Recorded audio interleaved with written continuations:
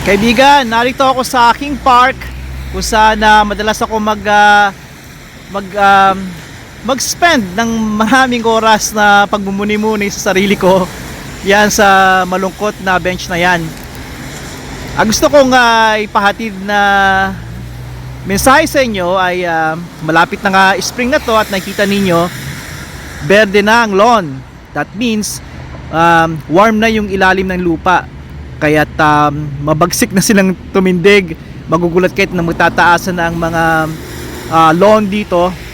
Ang mga grass. Ang tawag dito talaga lawn, grass. Lawn ang tawag namin dito, mga lawn care guys. Ngayon may kita ninyo dito ay ilang panahon lang, ilang araw lang makita nyo magtitindigan na ang mga dandelions. Dandelions yan, kaibigan. At itong buong parke na to ay mapupuno ng bulaklak niyan, magiging kulay dilaw. Napakaganda. Pero sa ating mga nagmomow, ayaw na ayaw nila yan. Makikita nyo rin dito na konting kaalaman. Makikita nyo yung makapal na itong malapad na mga dahon, blade ng dahon.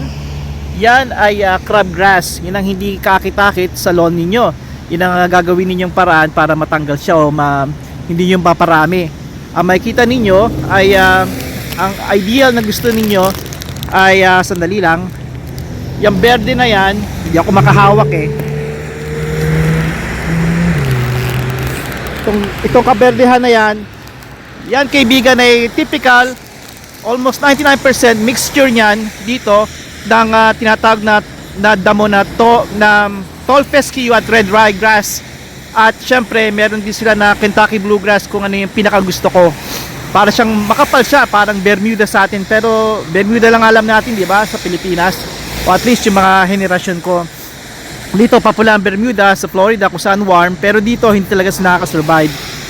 Kaya yun ang konting kaalaman. At panatilihin nyo na mataas, hindi sobrang igsi ang tabas ninyo. 2.5 to 3 inches ang cut ninyo, maganda na yon. Alright, healthy yon, para hindi naman masunog ng araw na darating. Mag-iinit tayo dito yun lang.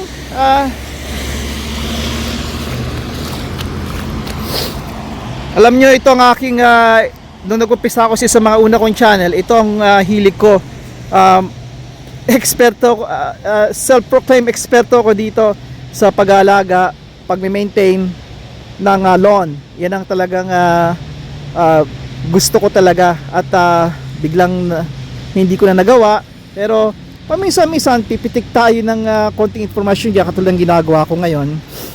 Alright kaibigan, dito ko na tatapusin at hanggang sa muli, padayon.